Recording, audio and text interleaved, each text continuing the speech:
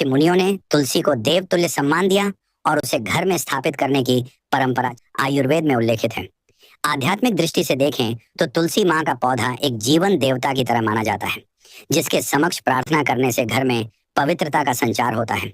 जब कोई स्त्री प्रतिदिन तुलसी को जल चढ़ाती है, तो यह न सिर्फ पौधे की देखभाल होती है, बल्कि देवी के प्रति एक सम्मान का भाव भी अभिव्यक्त किया जाता है। ऐसा करने से घर के वातावरण में सकारात्मक ऊर्जा बढ़ती है और परिवार के सदस्यों को सदाचार, विनम्रता और भक्ति का संदेश मिलता है। तुलसी के समीप बैठकर की गई प्रार्थना, ध्यान या मंत्र जाप भी अत्यंत प्रभावशाली माने गए हैं।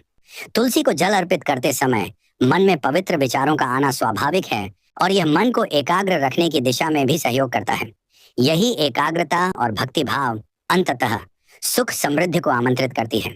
जिस घर की स्त्री रोज सुबह तुलसी को जल देती है, उस घर में देवताओं का आशीर्वाद बना रहता है और ऐसा माना जाता है कि वहां मां लक्ष्मी अपनी कृपा से कभी दूर नहीं जाती। पशु पक्षियों की सेवा को भारतीय संस्कृति में दान, धर्म और परोपकार के साथ जोड़कर देखा गया है। गाय को रोटी खिलाने का प्रचलन विशेष रूप से महत्वपूर्ण माना गया है, क्योंकि गौ माता को हमारे शास्त्रों में पवित्र और पूजनीय कहा गया है। गाय के प्रति सम्मान भारतीय जीवन दर्शन में करुणा, अहिंसा और मातृत्व के प्रतीक के रूप में देखा जाता है। जब कोई स्त्री नियमित रूप से गाय को रोटी खिलाती है, तो वह गौ सेवा की परंपरा का पालन करती है।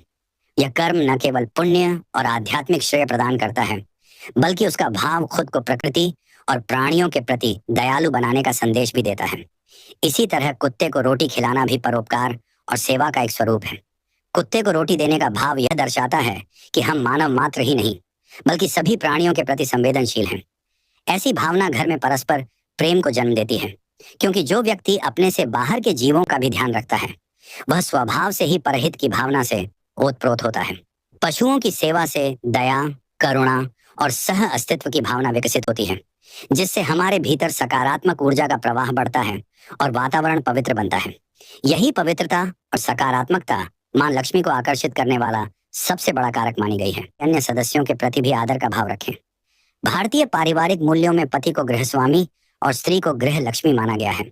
इनमें से किसी एक की भी उपेक्षा या अनादर पूरे पारिवारिक ढांचे को प्रभावित कर सकता है। जब स्त्री अपने पति और परिवार का सम्मान करती है, तो वह घर के मूल स्तंभों को मजबूती देती है। सम्मान केवल औपचारिक व्यवहार नहीं है, बल्कि यह भावात्मक जुड़ाव और कर्तव्य निष्ठा का प्रतीक है। पति और परिवार के प्रति आदर भाव रखने का अर्थ यह भी है कि वह अपने पति और परिवार के प्रति आदर भाव रखती है कि स्त्री घर की समस्याओं को शांति और बुद्धिमत्ता से सुलझाती है। मतभेदों को तर्क और प्रेम, समाज में परिवार की मर्यादा और प्रतिष्ठा बढ़ती है और जितना अधिक सामूहिक सम्मान एवं सुख शांति होती है, उतना ही घर में मां लक्ष्मी की कृपा स्थिर बनी रहती है। तुलसी के पास दीपक जलाना भी एक प्राचीन परंपरा है, जिसका सीधा संबंध देवी देवताओं की कृपा के आवाहन से माना जाता है। तुलसी के पौधे की पवित्रता के साथ दीपक की ज्योत मिलकर एक दिव्य ऊर्जा उत्पन्न करती है। माना जाता है कि जलता हुआ दीपक अज्ञान रूपी अंधकार को दूर करता है और घर को आध्यात्मिक प्रकाश से भर देता है। जब कोई स्त्री तुलसी के निकट दीपक प्रज्वलित करती है, तो यह घर परिवार की सुख समृद्धि के लिए एक प्रार्थना का रूप ले लेता है। आग की ज्योति भी एक प्रकार से ऊर्जा का ही प्रतीक है, जो हमारे भीतर की चेतना को जगाती है और हमें ईश्वर तथा प्रकृति के साथ गहरा जुड़ाव महसूस कराती है।